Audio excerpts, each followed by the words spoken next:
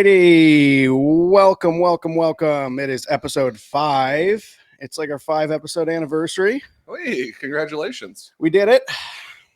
It's been fun. Sorry I missed last week. We'll recap that.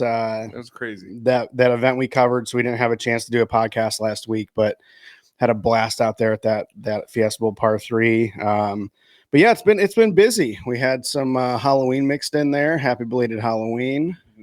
That was Halloween was fun this year. Yeah, it was good. Decky kind of like it's like he got scared of inflatables. Like, dude, my son loves the inflatable. That's how Decky used to be. Like, we drive around, he'd love to see him, and like this year, for whatever reason, that 2.5-year-old brain told him be terrified. Yeah, so like that's one thing we have to do is we have to drive around, and like he knows where every like Mickey is, every Finding Nemo or whatever you want to call it. He knows where every little thing is, and if I don't go and see every single one of them, then he's like, "Oh no, Dad, you better go left right here." Yeah. So the Halloween's fun. I enjoy it. My freaking street is crazy. I'm telling you right now, I've never seen, like, most people get into like Christmas.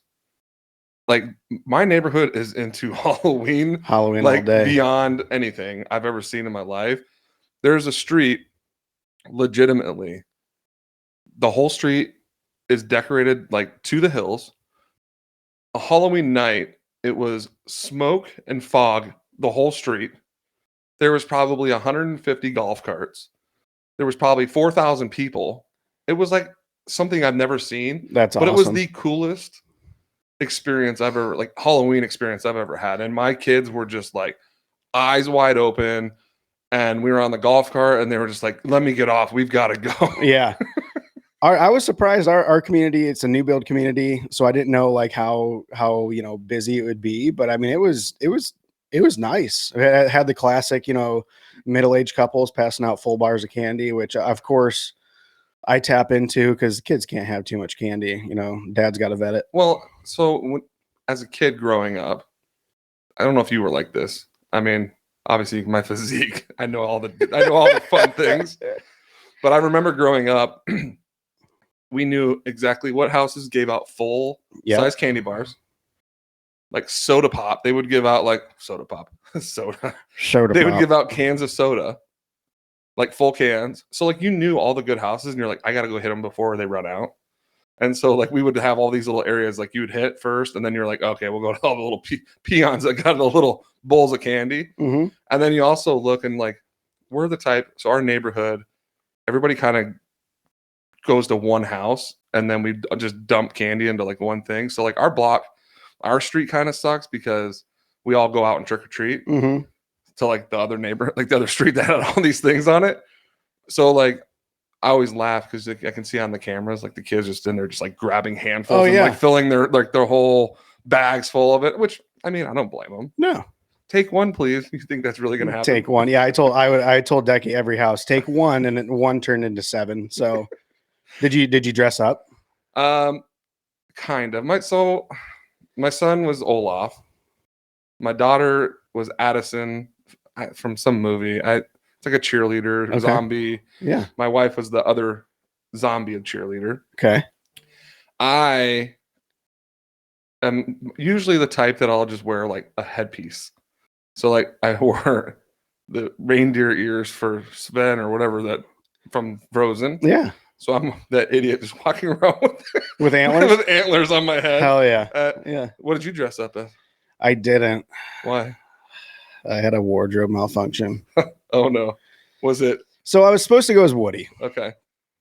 And then I tried it on, and I never tried it on beforehand. I got like it fit a little. It kind of fit a little tight, but it was like manageable. And I'm not bringing this up because we always talk about moose knuckles. You got a serious moose knuckle. But dude, like Ash was dying. Usually she's one who like I have a picture in my head now. It was so bad, dude. She's one of those that will like, she'll laugh and be like, you have to wear it because that's funny. Yeah. Like even she was like, you can't do that. Nothing, no matter how I position the crotch of that woody bodysuit, it looked like I was smuggling a small cauliflower. It was like just it was right there and angry. It was bad. You basically made a rookie mistake and didn't try it on beforehand. Correct. That's correct. Yeah. So I'm guessing you just dressed up and did nothing. I walked around, I looked nice in a Notre Dame pullover. And that was me. So in your neighborhood, so usually when you live in a new build, kind of like how everything's new there. Uh-huh. I always think it's funny because everybody wants to meet new people because it's new. So usually like the new builds, there are a lot of people, everybody's like, oh, let's all be friendly. Uh-huh. It's only after a couple of years people start getting cliquey. Yeah. And then they're like, oh, everybody goes off in their own It's little so groups. funny. Like we're so busy. You get it. Like you don't have as much time as you'd like to kind of go around and introduce yourself. We've been there for almost, wow, that's crazy. Almost 4 months now, almost 5. But we just met our next door neighbors last night or that night. Nice. But they're like super cool. Like they're super chill. And so, we're excited to meet them a little bit more. They're really laid back. So they'll be fun to know. But yeah, you're right. Like we know the lady across the street from us because she's like the neighborhood watch. Those are good to have, but then they're kind of scary. Yeah, dude, the scariest moment that I've had in recent history was I was taking the trash out Monday nights, put the trash out on Monday night. And so she's an older lady, the nicest, sweetest lady. Yeah. But I pulled it out there. It's dark. And I pulled the first can out and then I went back for the recycle can to pull that out. I opened the gate and it was like from a horror movie. Like nobody was around when I took the first can out. No, she was right there. And then when I came back with the second, she was standing by the first trash can, like horror movie. It startled me. And as I'm rolling it out, like, oh my God, what's happening? She was like, you could recycle some of these other boxes somewhere else. And I was like, Evelyn, it's 9:30 at night. It's kind of weird. Go back in your home. Go back in your home. We'll talk about this tomorrow. But the neighbors are great. And yeah, Halloween was a good time. Our little guy Stubbs, he just hung out in the little wagon we were pulling around, and he was sucking on a lollipop the whole time. How long did your kids last? They lasted a little over an hour. That's impressive. So I knew. So like my daughter, she like can walk like 50 steps, and then I'm tired. Yeah. So like I already knew in my head, like, okay, when we get to the end of the street, she's gonna say I'm tired. So in my head, I already had a game plan. The golf cart's on standby. It's always on standby. So basically, we got to the end of the block, and I'm like, I looked at my wife and I go, I'm gonna head back. I'm gonna go get the golf cart. So I went and got the golf cart. We just cruised around the neighborhood, let them get off at stops. It's changed a lot. We used to rollerblade. Yeah. When we would go, not my kids, they go on golf carts. And yeah. Oh, stop here, Daddy. This one looks good. Mm-hmm. Oh, they got good candy. Yeah, I remember like being young at Halloween. We were out for hours. Well, yeah, you like it wasn't even dark yet, and you're already starting. Yeah, like people aren't even home from work, and you're like, mm-hmm. Ding dong, and then you're like, I remember like going. We would always do pillowcases. Yes, because you can stuff so much shit. Now they do these little baskets. I'm like, you ain't getting anything. No, Decky's was filled up like overflowing by the time we got done, and we were only out there for an hour. I'm like, and I was thinking of the pillowcases the whole time. I'm like, man, if we had a pillowcase, you could really. Well, the funny part is like you can tell. So like in our neighborhood, there was obviously some single dudes, divorced dads that are out there with their little table, and you're like, they kind of feel obligated to do this. So like you go there and they're like, here, take it all. They're like trying to get rid of their buckets so they can have their good deed for the night and then go back inside and have a beer. Yeah. It's so funny. Like there was like 4 or 5 guys and I'm like, that's that guy right there. Yeah. He's ready to go inside and crack a cold one. Absolutely.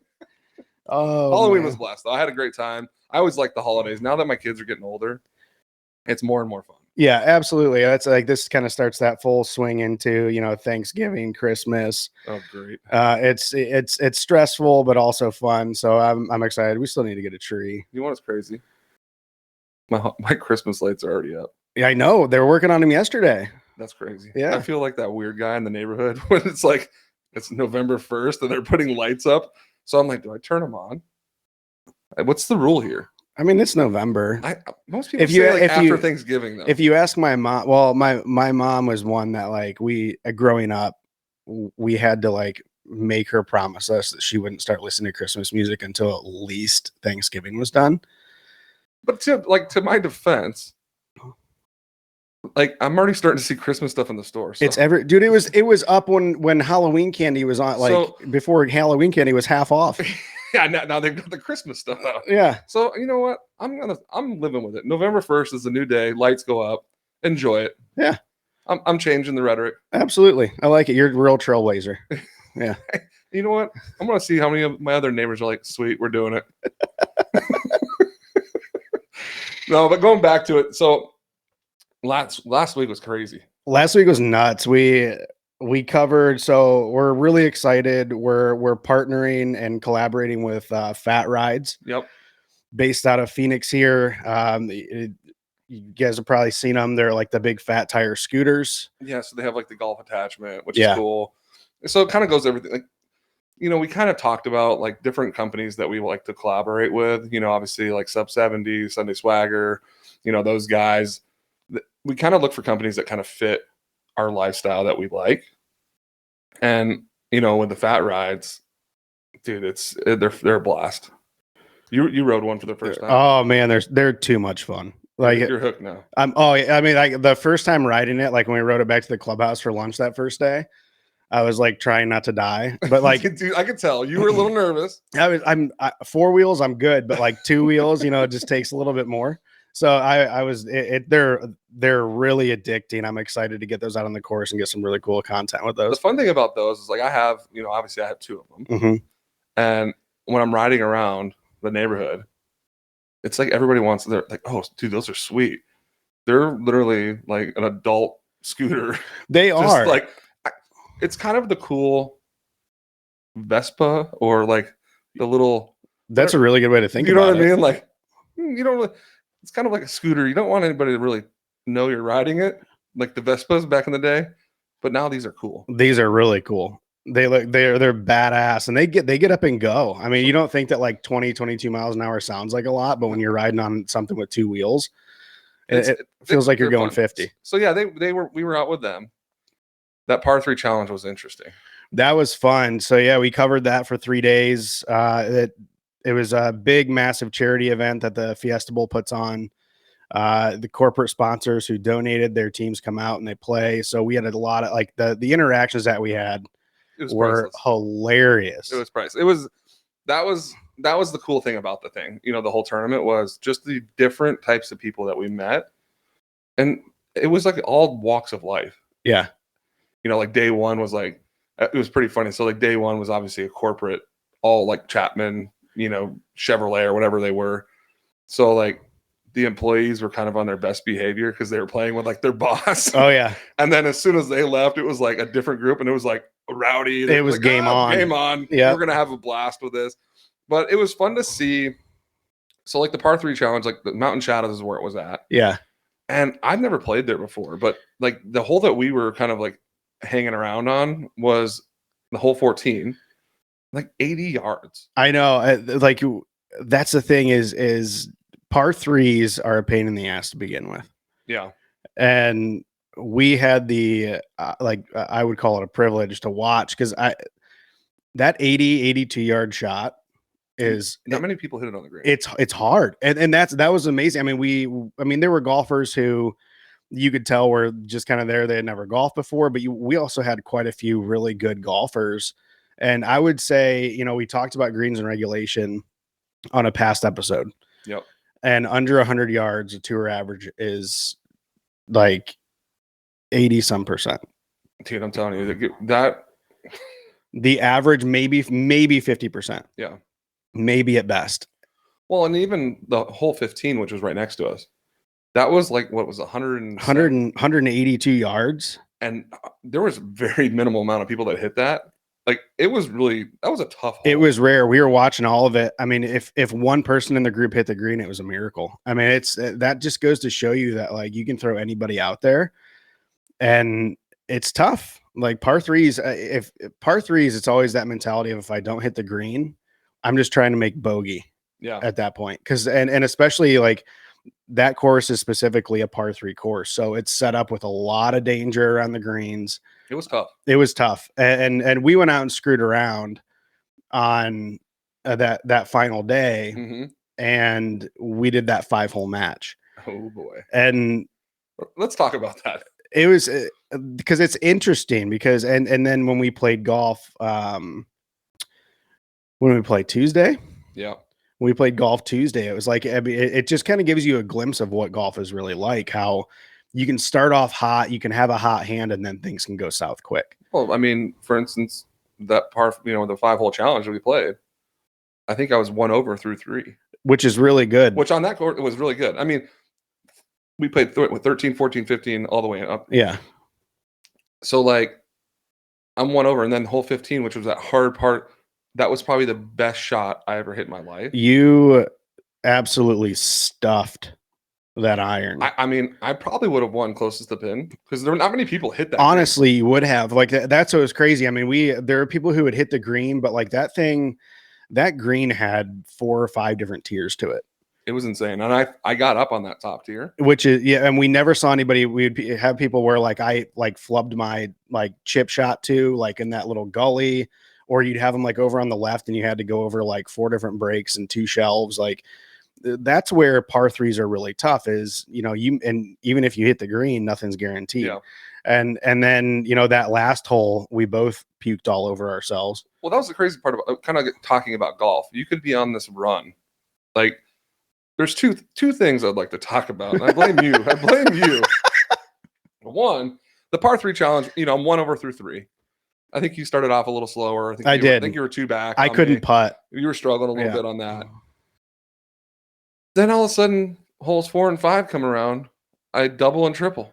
So I go from 1 over to now I'm like 7 over in a matter of like 2 holes. And like that just changed the whole game for me. And then we're playing on Tuesday and you're like, hey man, just so you know, you're 3 over right now with 2 holes left, like on the back 9. Like I was going to shoot under 40. I had just played a really bad front 9. And I was like, you know what? I want to shoot under 40. I blow up again. It's a mental thing. I was excited because you were excited, but you know what? You screwed me. Yeah. It's something mental. And then we were talking. I was talking to a buddy of mine about this, and he was saying that's the weird. Like, there's going to be first as your game gets better. There's going to start to be firsts for you. Yeah. Like the first time you shoot under a 40 on a 9 hole, or a first time that you're getting close to shooting under an 80 or an 85. So like. You've never been there before, and then when you start to get close to that, it's a mental thing now. You start to panic. Yeah, and it's weird. Like I literally was like, and then I started getting frustrated. I hit the ball over the green. Now I'm playing this back and forth game, and I roll a 7. You know what I mean? And it's golf is such a mental mind fuck. Well, it is. I mean, look at the guys on TV. Yeah. So especially you'll see it in guys like that you don't always see up there. And they're leading going into the final day, or they're tied for the top. And then it's like they almost try to get conservative. Yeah. And like hold that lead instead of just doing what they were doing the last 3 days.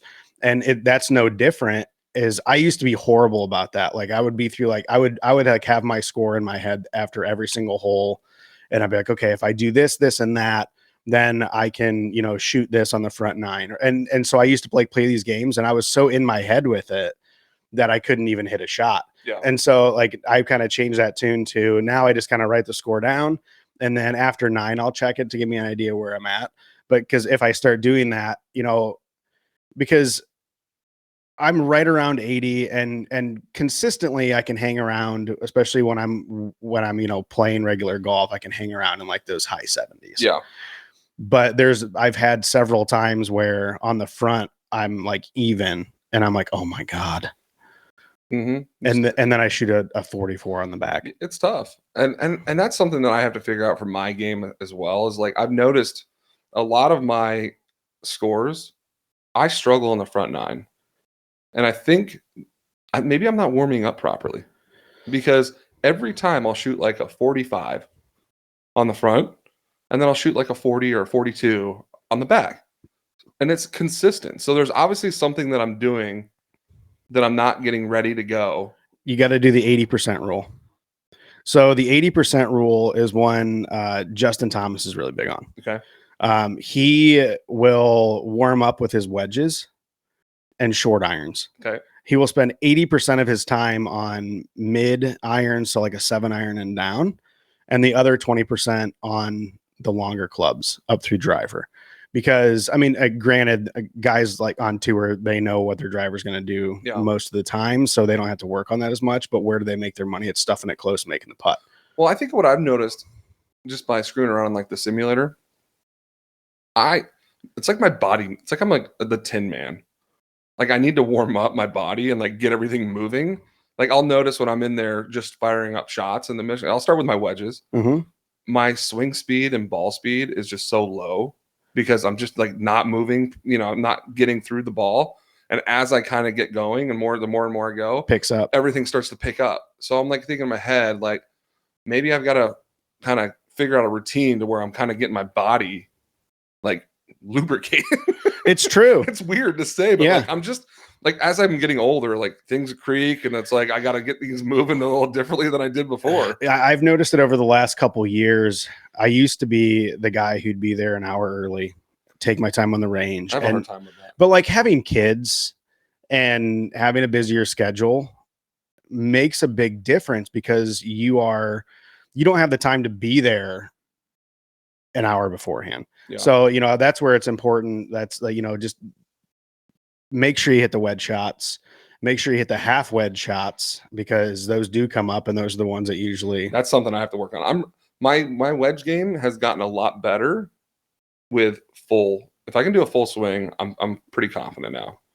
Where I still struggle is like that half wedge shot, 3/4 wedge shot. That whole 14, 80 yards. Yeah, that's where my struggle is. And I think that'll get better as time goes on. It's just golf is just a fun little joyful thing that we all experience. Yeah, it's pretty incredible. I do have a question though. Mm-hmm. I'm a little confused on something. So I recently have joined like a country club. Mm-hmm. And I've never had a handicap. Do you know much about handicap? Yeah.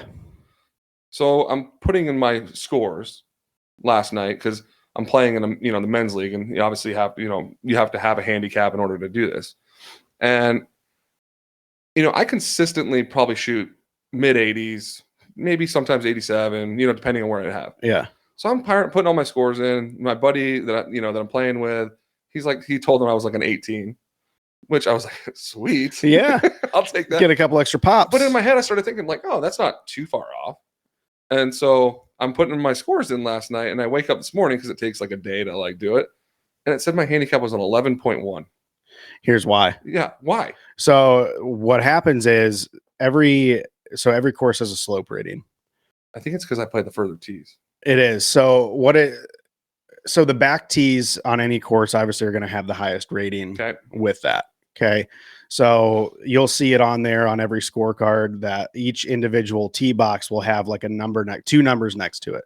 One is like, let's say from the back, like at Vistancia. Yeah. The back has a rating of like 74 point something. So that's like saying if you're a scratch golfer, then you should be able to shoot even par on that, or you should be able to shoot a 74 from the back. Okay. Makes sense. Yeah. So every time you move up boxes, that rating goes down. So since we normally play from one up in that like 65, 6,600 yard range, that rating goes down. So it's saying that, if you're a scratch golfer, then you should be able to shoot a 71.1, for example.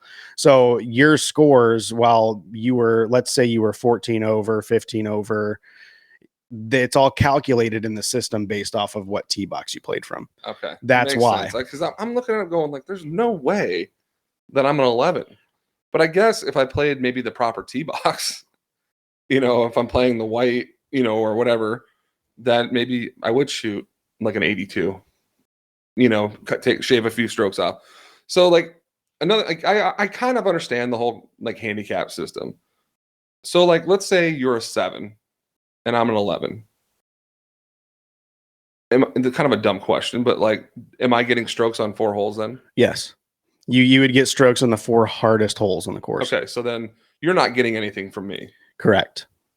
Okay, that makes So sense. like if we were playing in like a money game, Yep. you would get 4 strokes on the top 4 handicap holes. Okay, So 1, 2, 3, and 4, whatever those holes are rated, makes sense. you get an extra stroke, so to speak. So Okay. like you could bogey those holes and I could par and we would tie. Makes sense. All So right. that's how it works. And it's just like it's just like any type of sport like that where you're kind of handicapped. So it's like bowling, like knowing like your average, that Yeah. kind of thing. So it makes it fair so that anybody can go out and play golf. Yeah, and I think it makes the whole handicap thing is kind of cool because then you don't feel like you can play with scratch golfers. I mean, not that you want to, but I mean, you actually probably if you're a good solid 12, you're going to be tough to beat in a lot of these skins things because you're getting a lot of strokes that comparable. Like it's hard. I think it's harder to play a skins game when you're like a 2 or 3. I used to play in skins games at the country club I worked at. Yep. And at the time I was down to like a 3-4 handicap. And it was tougher because you'd go up against people regularly who are like a 20 plus handicap.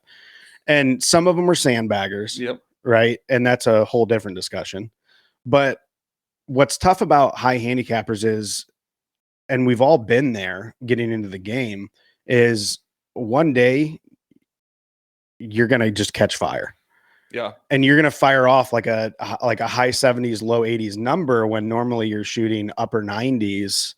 Well, that's what made me nervous. So like I'm playing in this event tomorrow and they had me on like the turquoise tee box, which is like basically one up from the ladies' tees. Yeah, it's 50. What was it? 5,700 yards. Like par 4s were like 300 yards. Yeah. And then I'm thinking like I had an 18. They were putting me in an 18. I'm like over here thinking like, dude, if I fire off like a 79, everybody's gonna fucking want to kill me. They're gonna headhunt you. And so like, and this is the very first time I'm playing in this event. So I'm like, I was kind of like, shit. Like I'm nervous. Like not nervous about. I'm just like, I don't want to like be false about my score because I would hate that if that was me. Yeah, absolutely. I would be because you're playing for money. Mm-hmm. And like if I found out like, oh, dude, this guy just came in here and shot a 79 or an 80 or even an 82. So here's the thing though, and we were kind of talking about this yesterday. When you play, there's such a thing as playing too far up. It could screw. I feel like it could screw. Because like looking at a scorecard, you're licking your lips like, oh, 320 yards on a par 4. But like you can hit an incredible drive and then have this like super awkward 40, 50 yard shot that you have to like hit perfectly up in the air. So that's the thing that I learned from playing in those skins game is like, I was they made me play from 1 or 2 up. And so it forced me to learn how to like hit a long iron off the tee because I couldn't just step up and beat a driver. And so it changes the mentality there. Yeah. So because you probably want like 100 yards out. It's probably a better shot for you. Yeah. For me, and I'm pretty comfortable from like the 80 yards and up range, but like that 50 yard, that's 60 weird. yard, that's weird unless you practice and play a lot and you're at a different level. That's a really awkward shot to hit. So the way you hit your 3-wood or even your 5 iron on some of those shorter ones might be a better play for you hitting that full 58 in or full 54, whatever. But you're going to figure that out and what works for you. We'll find out. I'm playing tomorrow. So the next podcast, we'll have a little conversation. We'll recap it. Yeah. Well, I think it's interesting too, because like, I like to analyze and I'm like, I want to analyze them. I'll be like, all right, it says your handicap's like a 16. You ain't no 16 or like, because I also feel like sometimes people can have the reverse effect where they think that they're better than they are and they're putting in scores that maybe they oh, I got a bogey there, which I was reading in the email, like they make you put everything. Yeah, there's no gimmies on any in actual skins games. Yeah, actual skins games, you are like everything counts. Like if your ball is up against like a retention wall, like or up against like a fence of somebody's backyard, like you're gonna have to deal with it. And so that's different too. So that you're gonna get that gives you a better glimpse of what a handicap is. Where what you were talking about is the vanity handicap, right? So and it's ego. Yeah. We've talked about it. Golf is ego. Everybody wants to say, "Oh, I'm a 6," but you're probably not. No. and that's okay. Yeah. I would love to be. And I think a lot of it is people who like, I still am like, oh man, I used to be so much better, but we all used to be so much better at I used to be something. skinny. I used to be skinny too, you know? I still think about it. Yeah. And so what happens with the vanity handicaps is they'll fluff their scores a little bit, but then you get them out there and they say they're a 6 or a 7 and they'll shoot like an 86. Well, that can kind of screw you because like some of the events I was looking at, like the roster, kind of the different events you have, and there's some where like they'll pair you with like a low handicap and like the high handicap, so they're pairing you based off of that, and you're a team. And if I found out like I got a guy that said he was like, because if I'm really on 11, I'm probably gonna get paired up with it's probably like an 11 as well because you're It's kind of that pairing- mid. It's like that mid thing, and if they're really like a 18, I'm really getting screwed because they're not playing up to their 11 that they say they are. Correct. And so it's interesting. This is going to be a little experience for me because I've never really been like part of like a men's league scramble kind of thing. So it'll be fun to talk about the differences and like the different games that we're playing. I know like I was telling you about the one. It's like I think it's called Chicago. I can't remember what it was, but it's like you both hit your drive and then you swap balls. So like my partner better be hopefully it's a good ball. Yeah. Yeah. So like, but it's kind of cool though. It kind of makes it so it's not the same thing over and over. It switches it up. It's like the par 3 course. I switching things up, and like the par 3 course in the video you'll see later today. After we do that 5-hole match, they do a really cool thing, and I love new things like this. Oh, you're talking about the putting green? The 19th, they call it the 19th hole. That was like the sign. I think I took a picture. Yeah, I think it'll be on the video. It will. It's like if you're tied up, this is a good way to like. I can't remember the word. It's a tiebreaker hole, and it's like what would you probably 70, 80 foot putt. And there was some angulation on that green. Oh, there was. I mean, that thing, like things you couldn't even see. It broke like 7 times on the way, and it's all kind of uphill. It's awkward, but like that's the kind of really cool stuff. It was unique. It's very unique, and it takes away from like the stuffiness of the average normal golf, and that's the kind of fun stuff that we like to highlight. Well, and I think that's like the courses that are. I think more and more courses are starting to do that now. Like I know, like Sterling Grove, they have like that full 18 putting green. It's actually badass. like a full putting, like it's a game. Yeah. Like that, like Mountain Shadows had like that 19th hole tiebreaker. That was really that's unique. I think that's what separates courses and makes you remember like, oh, hey, that was really cool. Like that was really fun. I thought was fun was like just how unique that Mountain Shadow. Like I never even knew that existed. And to have like different, like there was a freaking sand trap in the middle of the green. Yeah. Which I thought, I mean, I know it was a shared green, but that was like you were in it. I know. And I hit a good shot, but that first bounce took it right into that bunker. It was like dead center. So like you hit it, you were hitting right in the center of the green. But the flag was 5 paces in front of it. But it was just, that's like unique. I like that stuff. And it was kind of, it made me think a lot about different shots. And it was just a fun experience. I would like to go out and play the full 18 next time and really see how well. I think there was one of the guys that was out there was like shot a 27. Yeah. I don't know. He was one of our guys that was on our Instagram saying they're like 27 or 29. That's really good. Yeah. If you can shoot even par on a like a straight par 3 course, because you can really put up, I mean, we're not bad golfers, but we're not great golfers. And it was, I mean, it ate us alive. I mean, I couldn't really get it together the whole time. I mean, it's par 3s are tough. Playing back-to-back par 3s, knowing you have to hit that green, there's no relief. Well, I think with the par 3 courses, and this kind of is interesting, when you're playing a normal course, you're all constantly changing. What you're hitting a driver, a 3-wood, wedge, a 6-iron, you're changing consistently. When you're playing a par 3, you're pretty much playing with the same 3 clubs on almost every hole. So like you start to get in a groove with like your wedges, whereas like my swing kind of changes. It's weird when I'm like hitting a driver. That's why I'm so inconsistent sometimes, where I hit a driver and then all of a sudden I got to go hit like a 6-iron, and it just kind of throws me off. So I feel like I kind of got in a groove a little bit when I was hitting just wedges. For sure. And so that was kind of fun to see.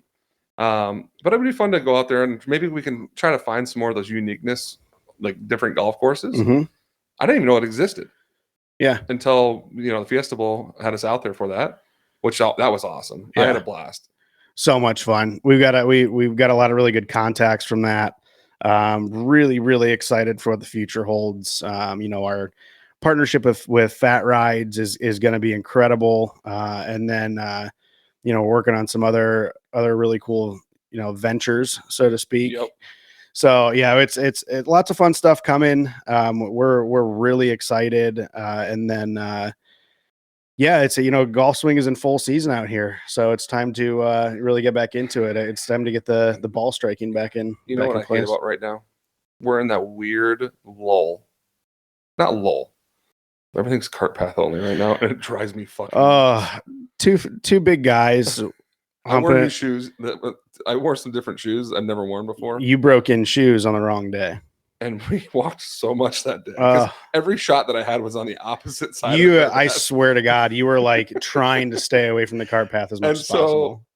By the end of by hole 16, 17, and maybe that's why I kind of blew up, my freaking feet were on fire. Well, not to mention, it's like you think about what yardage you need to be at. So you take a couple clubs out and then you shoot it when you get out there and you don't have the right club. But I'm not walking 100 yards back to the cart.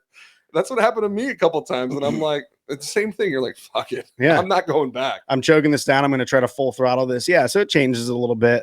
And then everything's a little fuzzy because they're, protecting it after overseed. But it's getting there. Next week, a lot of the courses up here in the northwest valley, everything's going to be fully wide open, which would be nice. I'm excited. The only thing that sucks is just everything's like triple the price right now. Yeah, that's Arizona. Welcome to Phoenix golf. in season, right? Yeah, I mean this is where the rates start going up. It gets a little crazy, but it's golf. Like it's addicting. It's fun, and I'm really excited for what the season holds for us. So, kind of switching topics just real quick. Talking about kids and whatnot. There's two things. I was at a birthday party. I wanted to ask you about this. I thought it was the weirdest thing. Those like Orbeez, the things you like. They're like water, like they expand and they. Oh yeah. I think it's called Orbeez. I don't know what they are. I know what you're talking about. So they had them at this party, and like all the kids were playing them. They're just everywhere. And then I started thinking, I'm like, someone asked me, they're like, "Have you ever sat in a bathtub?" And I'm like, who would sit in a bathtub with Orbeez? That's kind of weird. Is that weird? That's like a fetish. But who would ask me that? I'd probably stay away and I know. I kind of double lock your doors. I kind of look that way, and I'm like, okay, that's cool. I'll see you later. They're like, oh, it'd be so fun to sit in Orbeez. I'm like, obviously you've thought about this before, right? I just was like, okay, I'm done with this conversation. But oh no, they do kind of feel nice. Yeah, they're squishy, So imagine sitting in a bathtub full of those. Just filled with Orbeez. I think it'd be interesting. It would be interesting, but it probably wouldn't be at the top of my list of things to do on a Friday or Saturday night. But they made it to the top of my list when they talked about it. Yeah, it's like it infects your brain thinking about it. Like, what would that feel like? Yeah, it's weird. So last night, my son, we're putting my kids to bed. My son is like a boy's boy.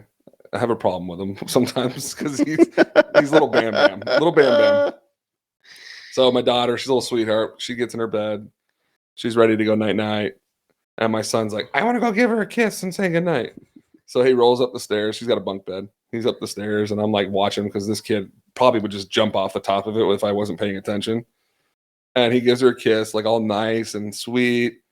And then he turns around, and he gets to like the staircase where he's getting ready to go down. And I see him kind of look back over his shoulder because he's crawling. And all of a sudden I hear him go, and he just starts cracking up laughing. Just literally ripped a fart. Just released the cheeks all over his sister.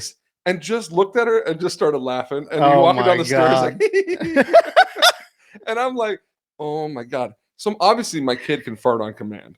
He can release the cheeks on command. Yes, he can. And I was dying laughing. And then like, I have to sometimes watch myself because I laugh at him so much that I probably should be like, dude, that's not appropriate. Yeah, it's tough though. It's really hard. Like Decky will rip one and like absolutely like it sounds like he's tearing the seat off of a chair. It does. Oh, yeah. Like and you start laughing and then he laughs and he goes, oh, Decky toot. And like, how do you not laugh at that? It's really hard. That's so tough. I guess I guess we're gonna have to become parents at some point. Oh my god, it's just too funny. Like Jay and Decky at that age, like it's a fine line between laughing and saying, okay, maybe not. Well, I was telling you the other day, I had to pick up Jay early to take him to like a trunk or treat event, and I was gonna bring him back. And when I go pick him up, the two boys are on the floor just like full on wrestling with each other, and I'm like, dude, these two just don't stop. No, They do not stop. They are the funniest kids. They are full of energy, and I think it's fun. I don't want to I also don't want to ruin that though. No, I think there's let them be kids. Yeah, let them be kids. Let them have fun. But I have to probably be a little better. Well, it's like having two boys. Liam, our little guy, he's catching on to like the fun in wrestling, and now he instigates it. It's like, oh my god, in a year this is gonna be a fucking show, like the full on WWE show. Oh, it'll be fun. Yeah, it's gonna be interesting to see. They're starting to get to the age where we're gonna be having some fun sports events now that they're gonna be able to do like t-ball. We talked about that, and we'll figure that part out. But life's been fun. I'm having a blast right now with it. We're getting Christmas is coming up. That's going to be crazy. I know I've got Thanksgiving coming up, family time. Sometimes it's hard. What do you guys? Do you guys do anything for Thanksgiving? Thanksgiving, what to see? Usually we do something with Ash's parents. Obviously, like my parents live back in Ohio, so usually but I kind of like the quiet holidays. So I'm a big stick. So like this year is gonna be a little different for us. We're gonna go for a week, and we're gonna do San Diego, like over Thanksgiving. We've never done that before. That'd be cool. So it'll be fun. It's something different. But I'm a big stickler like Christmas. I always want them to wake up at my house and like unwrap presents at the house, and then we can go somewhere like after the fact. Agreed. So like we talked about, like we'll probably go like the cabin, the day after Christmas, we'll go up there, for New Year's and all that stuff. But I just like something about like being at home. The kids can play with their toys. It's like that fun day. Like watch, stuff on TV. Yeah, that's how I grew up, and that's how I love having the kids come down and open their presents. You nailed it on the head. Like then you can get into the craziness of the day of going and seeing people if you want to. I miss, it's being across country from family is tough, on the holidays because you want to see them. But I guess that's the beauty of having, FaceTime and things like that. It's so much different than it was back in the day. I mean, For literally, sure. I mean, my daughter, it was her birthday 2 days ago. Mm-hmm. I got her like a new iPad, and now she has an iCloud email, and so like she can actually FaceTime people. Oh yeah. And so like I'm limiting who she can FaceTime. That's scary. It is scary though. Like it is kids. It's kind of scary how fast kids catch on to technology. She's better at it than I am. Dude, Decky knows how to operate stuff. Like it's wild. But it's a double-edged sword. It's really cool that they catch on to that stuff so quick. But then it's like, well, it's kind of the start of things. Yeah, it's. I mean, we ran into that with like Roblox. My daughter's super into that game, and I look, and all of a sudden she's got like 140 friends, and I'm like, who are these people? That's not happening. And who knows if they're creepers? You don't know. And so like you just have to watch and be like, that's something that I'm realizing is like I have to be more cognizant of like what's going on, because there's even some YouTube videos, and I'm like, dude, that's weird. Like I don't want you watching that stuff. Yeah, and it's hard, because there's just some weird stuff out there, and I want them to be exposed to stuff, but I also don't want them to be exposed to the wrong things. Correct. Yeah, it's tough. Like it's just times have changed so much. Yes. When I was a kid, and I mean that's not. I mean, I had AOL dial-up. I'm a little older than you. No, we did too. Like, I mean, there was no like there was Snapchat. dial up, or like even if you went out and played, like I would go out with my friends and I in like elementary school, like all the way up. We were always through. Outside. We were always outside, and we were like nowhere to be found. And like, but that was, you could do that. Yeah, I don't think you could do that anymore. I mean, you can. Like, it's just I think scarier. about the stuff that like when I was young. I mean, we used to ride our bikes to school, like no parents. Like in first, second grade, all of us would ride, and it was no big deal.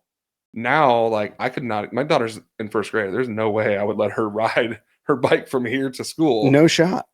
With it just, I don't. She's not ready. Like maybe Our parents were just like, screw it, have fun, like figure it out. And we did, but we also got ourselves in a lot of trouble too. Yeah, we definitely had some fun walks back and forth. There was a day, my neighbor and I, my mom had left. And we didn't realize his mom was still home. And we're in the backyard with a WD-40 can and a lighter and popcorn seeds. And we're making blowtorches and burning the popcorn.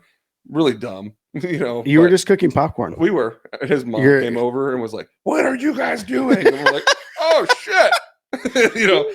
Guess we're grounded. Just popping popcorn. Yeah, it was fun. So I don't know. I mean, I'm excited. The holidays will be fun. Yeah.